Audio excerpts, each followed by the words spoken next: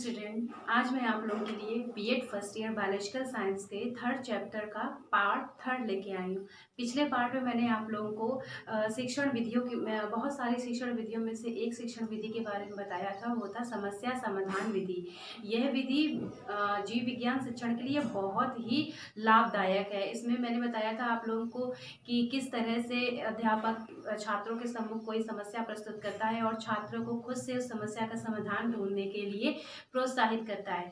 तो आज मैं आप लोगों के लिए उसी पार्ट में अगली विधि लेकर आई हूँ, अगली शिक्षण विधि लेकर आई हूँ। वो है आगमनात्मक और निगमनात्मक विधि। यह विधि बहुत ही महत्वपूर्ण है। इस विधि से बहुत क्वेश्चन अक्सर पूछे जाते हैं। तो चलिए आइए शुरू करते हैं हम। सबसे पहले है आगमनात्मक विधि या इंडक्टिव मेथड। इस विधि में ज्ञात से अज्ञात की ओर विशिष्ट से सामान्य की ओर आदि शिक्षण सूत्रों का अनुसरण करते हुए आगे बढ़ते हैं। पहले मैं बता दूं कि ज्ञात से अज्ञात या विशिष्ट से सामान्य की ओर शिक्षण सूत्र का अनुसरण करते हुए आगे बढ़ते, ये क्या होता है? यानी ज्ञात से अज्ञात, विशिष्ट से सामान्य। अध्यापक क्या करते हैं इस विधि के अनुसरण, अगर इस विधि का अनुसरण करते हैं तो वो सबसे पहले क्या करते हैं कि छात्रों के सामने उस एग्जाम्पल को पेश करते हैं जिसको छात्रों ने देखा है। फिर उसके बाद में उसके पीछे के रहस्य के बारे में बताते हैं और उनसे जानकारी प्राप्त करते हैं। सपोज छात्रों के सम्मुख एक सरसों का पौधा प्रस्तुत किया, तो सरसों के पौधा सभी जानते हैं कि सरसों का जो फूल है, पौधा है, किस तरह से होता है। तो उस फूल को लिया, उसके पूरे पौधे को लिया, सरसों के पौधे के सभी पार्ट के बारे में बताया कि ये पत्तियां हैं, ये स्टेम है, ये फ्लावर्स है, फ्लावर्स में किस तरह से पुंकेसर निर्माण होता है, किस तरह से स्त्रीकेसर होता है, किस तरह से इसमें पॉलिनेशन होता है। तो ये सारी चीजें मतलब कि ज्ञात से अज्ञात। फिर अब इसके बारे में बताते हैं कि अब किस तरह से इसमें पॉलिनेशन क्या होता है, पॉलिनेशन में किस तरह से कीट पतंगों का बहुत बड़ा महत्वपूर्ण रोल होता है, किस तरह से ये पौधे अपना भोजन बनाते हैं। तो ये सारी चीजें यानी ज्ञात चीजें तो वो हो गई कि ये सरसों का पौधा बता दिया, ठीक है। अब इनसे होने वाले लाभ ये बताते हैं, इनसे हमें तेल मिलता है ये भी बताते हैं। सरसों के पौधे में बहुत सारे भरपूर मात्रा में न्यूट्रिशन तत्व होते हैं। तो ये सारी यानी कि ज्ञात से अज्ञात की ओर, विशिष्ट से सामान्य की ओर। अब अगर मैं बात करूं तो आपको एक किसी भी फल देने वाले पौधे के बारे में बता दिया कि ये एक सेब का पौधा है। तो सेब यानी सेब में पाए जाने वाले बहुत से अच्छे यानी कि पोषक तत्व पाए जाते हैं, कंप्लीट फूड भी जिसे बोल सकते हैं, जिससे मतलब कि डेली अगर आप इसे खाते तो बीमारियां नहीं होती हैं, ऐसा कहा जाता है। तो ये किसका विशिष्ट लक्षण बता दिया। अब विशिष्ट से सामान्य की तरफ जाते हैं, यानी कि अब उन लक्षणों के बारे में बताते हैं कि इस पौधे के सभी जगह पे ये पौधा नहीं पाया जाता है, इसके लगाने में, कल्टीवेशन में बहुत सारी समस्याओं परेशानियां आती हैं, लेकिन उसके बावजूद भी लोग इसकी खेती करते। तो ये सारी है विशिष्ट से सामान्य की ओर। तो आई होप आपको ये तो विधि के बारे में समझ में आया होगा कि जो इंडक्टिव मेथड है हमारा, इस विधि में ज्ञात से अज्ञात क्या होता है, विशिष्ट से सामान्य क्या होता है, इन सभी शिक्षण सूत्रों का अनुसरण करते हुए आगे बढ़ते हैं। इस विधि में शिक्षण के अवसर पर छात्रों को नियम, सिद्धांत, परिभाषा को पहले नहीं बताया जाता है, बल्कि छात्रों के सम्मुख उदाहरण, समस्याओं और संक्रियाओं के निरीक्षण, तुलनात्मक वर्गीकरण, सामान्य नियम, सिद्धांत व परिभाषाओं को निकालना पड़ता है। इसमें पहले तो इन्होंने अगर देखा जाए तो इस विधि में पहले एग्जाम्पल प्रस्तुत की जाता है, फिर उसके बाद में नियम, सिद्धांत, इसके पीछे के रूल्स, सत्य और ये सब ढूंढने के लिए छात्रों को खुद से ही प्रोत्साहित किया जाता है। यानी कि हमने एग्जाम्पल तो बता दिया, एक सरसों का पौधा दिखा दिया, सरसों में विभिन्न तरह के पार्ट बता दिए ये, लेकिन इसमें मैंने सिर्फ एग्जाम्पल बताया है, छात्रों को ये नहीं बताया है कि इसके बारे में क्या है जो ये पूर्ण तरीके से ये प्रस्तुत करता है। तो ये नियम, सिद्धांत जो होता है, तो अगर मैं छात्रों को ये बोल दूं कि सरसों के पौधे का जीवन चक्र क्या है, लाइफ साइकिल क्या है, तो आप इसके बारे में बताइए। तो ये एक तरह का नियम हो गया। अगर मैंने बोल दिया छात्रों से कि छात्र, आप बच्चों से ये बोला कि आप सरसों के पौधे का मुझे जीवन चक्र बता दीजिए, तो छात्र उस चीज़ को लेकर आएंगे, फिर सारी जानकारियाँ इकट्ठा करेंगे, फिर उसके बाद में बताएंगे। लेकिन यहाँ पे छात्रों को समझने में बहुत ही कठिनाई होती है कि सरसों का जीवन चक्र किस तरह से होता है, सरसों के पौधे का जीवन चक्र किस तरह से मैं उसको बताऊं। तो छात्र को पहले मैंने एग्जाम्पल बता दिया कि ये सारी चीज़ें हैं। फिर अंत में जब वो सब चीज़ों से अवगत हो गए, उन्होंने बहुत सारी तरह की जानकारियाँ इकट्ठा कर ली, फिर उसको अंत में ये बताते हैं कि किस तरह से ये सरसों का जीवन चक्र है, किस तरह से ये पूर्ण लाइफ साइकिल अपनी पूर्ण करता है। तो यानी कि ज्ञात से अज्ञात, नियम से उदाहरण नहीं है, यहाँ पे उदाहरण से नियम की तरफ बढ़ना है, सिद्धांत से थ्योरी की तरफ बढ़ना है। तो आई होप ये तो समझ में आया होगा आप लोगों को कि किस तरह से इंडक्टिव मेथड ये हमारा आगमनात्मक विधि कार्य करता है। अब इस विधि की अगर हम बात कर ले कि गुण क्या क्या है, तो इस विधि के गुण भी बहुत सारे हैं। सबसे पहले हम बात करें कि इस विधि में छात्र जो होते हैं वो सक्रिय रहते हैं, यानी कि अगर हम उदाहरण बता रहे तो छात्र इतना एक्टिव होते हैं कि वो सारे उदाहरणों को अच्छी तरह से समझते हैं कि एक सरसों का पौधा है और उसमें कितने पार्ट होते हैं, किस किस तरह से उसको अलग अलग पार्ट में डिवाइड किया गया है।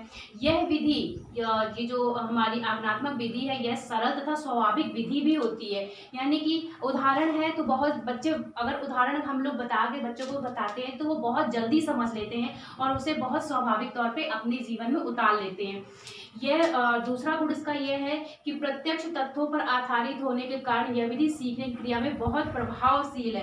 प्रत्यक्ष तथ्य यहाँ पे ये होते हैं तथ्य कि हमने उनको दिखाया है, प्रत्यक्ष रूप से उनके सामने प्रस्तुत किया है, तो इसलिए ये बच्चों के अंदर बहुत ही ज़्यादा प्रभावशील भी साबित होती है, क्योंकि उन्होंने उस चीज़ को देखा है, समझा है, सुना है, तभी ये बच्चे इसे अपने जीवन में आसानी से उतार सकते हैं। अब अगर हम बात करें इस विधि के गुण के बारे में, तो मैंने आप लोगों को बता दिया कि बहुत सारे इसके गुण हैं। यह एक गुण इसमें यह भी होता है कि यह एक मनोवैज्ञानिक विधि भी है, मनोवैज्ञानिक गुण भी है। इस विधि में क्या होता है, मनोवैज्ञानिक सिद्धांत का अनुसरण करते हैं, यानी कि सामने पहले चीज़ों को दिखा दिया, फिर उसके बाद में उसके पीछे के रहस्यों के बारे में जानकारी देना, तो ये एक मनोवैज्ञानिक विधि भी है। लेकिन अगर आप अभी इसके दोष के बारे में बात करें, आगमनात्मक विधि के दोष जो है वो भी बहुत हैं। सबसे पहले तो यह है कि यह विधि धीमी गति से बच्चे सीखते हैं।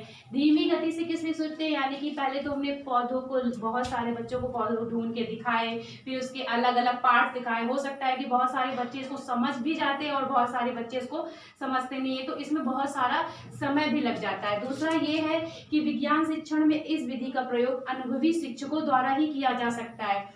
ये इसलिए बोला गया कि अनुभवी शिक्षकों द्वारा ही किया जा सकता है, क्योंकि अगर आप एग्जाम्पल प्रस्तुत कर रहे हैं तो आपको खुद भी पता होना चाहिए कि आप जो एग्जाम्पल प्रस्तुत कर रहे हैं उसमें क्या क्या है, क्या क्या बच्चों को बताने लायक है, और क्या ऐसे क्वेश्चन है जो बच्चे पूछे और उनके उसके उत्तर दे सके। तो ये एक अनुभवी शिक्षक को ही द्वारा ही ये विधि पूर्ण रूप से संपादित हो सकती है। तो आपको आगमनात्मक विधि के बारे में मैंने संपूर्ण जानकारी बता दी कि ये इंडक्टिव मेथड क्या होता है। ये मेथड विज्ञान में बहुत ही ज़्यादा उपयोग किया जाता है बच्चों के लिए। बहुत ही, ये जो छोटी क्लास के बच्चे होते हैं, अगर माध्यमिक स्तर के बच्चों की बात करें तो उनके लिए ये विधि बहुत ही उपयोगी साबित होती है। यानी कि जो छोटे बच्चे होते हैं उनको नियम अगर आप बताओगे, उसके पीछे के सिद्धांत बताओगे तो वो नहीं समझ पाएंगे, लेकिन अगर आप उनके सामने किसी का उदाहरण प्रस्तुत कर देते हो, फिर उस नियम की तरफ बढ़ते हो, तो बच्चे बहुत आसानी से सीखने लगते हैं। ठीक है, अब हम बात करते हैं नेक्स्ट हमारी है निगमनात्मक विधि या डिडक्टिव मेथड।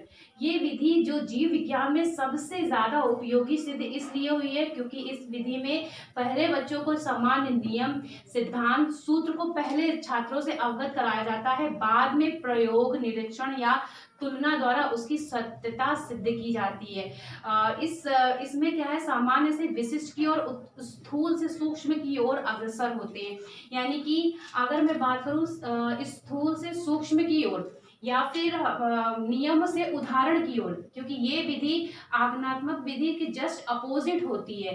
तो अगर हम बात करें यहाँ पे नियम से उदाहरण की तरफ या स्थूल से सूक्ष्म की तरफ, तो अगर यहाँ पे हम एग्जांपल लेते हैं, सपोज मैंने एग्जांपल लिया किसी भी पौधे की एक स्टेम, छोटी सी मैंने स्टेम ले ली या डंडी ले ली, तो उसमें अब बहुत सारे पार्ट उसके अंदर होते हैं कि पौधे किस तरह से अपना भोजन बनाते हैं, किस तरह से पौधों की वृद्धि में कोशिकाओं का महत्वपूर्ण पार्ट होता है, किस तरह से भोजन पानी लेते हैं, पोषक तत्व उसके अंदर डेवलप होते हैं, किस तरह से वो अपना भोजन बना रहे हैं, किस तरह से कार्बन डाइऑक्साइड को रिलीज कर रहे हैं। यानी कि यहाँ पे मैंने सिर्फ और सिर्फ पहले नियम बताए हैं, अभी तक एग्जाम्पल प्रस्तुत नहीं किया है कि पौधे अपना भोजन बनाने के लिए सूर्य, जल और कार्बन डाइऑक्साइड की उनको आवश्यकता होती है, तब वो इस अपना भोजन बनाते हैं। वाष्पोत्सर्जन की प्रक्रिया क्या होती है, प्रकाश संश्लेषण की प्रक्रिया क्या होती है, फिर वो किस तरह से पौधे अपने लिए अपने अंदर पानी को लेते हैं, तो वो जड़ों के द्वारा लेते हैं। जाइलम फ्लोएम क्या होता है, सेल्फ कोशिकाएं क्या होती हैं, ये सारी चीज़ें पहले हम उनको बताते हैं, फिर उनको ये खुद से इस तत्व को खोजने के लिए प्रोत्साहित करते हैं। इसके नियम को, सिद्धांतों को तो हमने सिर्फ समझा दिया है, लेकिन अब बच्चों को खुद इसमें सारा सिद्धांत लगता है, समय लगता है खोज करने में, खुद से उनकी मनन शक्ति डेवलप होती है, खोज क्रिया उनकी डेवलप होती है।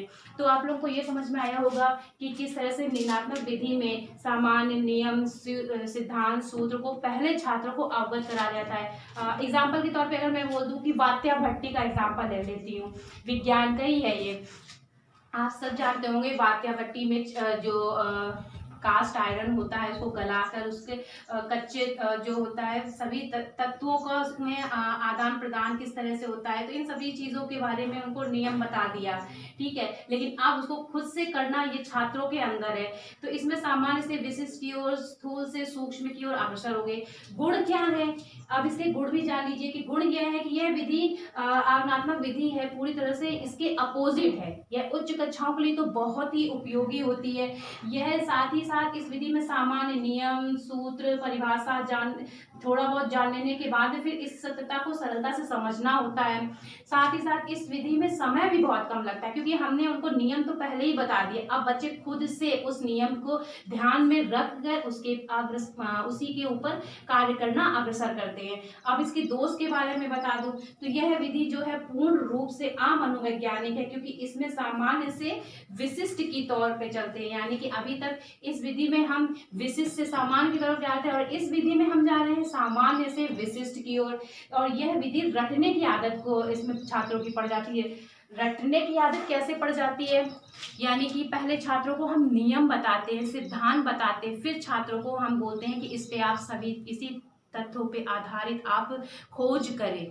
अब इसी से संबंधित सारी चीज़ों के बारे में जानकारी प्राप्त करें। तो छात्र पहले उस नियम को अपने ध्यान में रखते हैं, रट लेते हैं कि हाँ इसके ज़रिए ये होता है, इसके ज़रिए ये होता है, इससे ये कनेक्टेड होता है। तो इसमें छात्रों के अंदर सोचने समझने से ज़्यादा रटने की क्षमता डेवलप हो रही है। तो ये इसका एक बहुत ही बड़ा दोष समझा जाता है।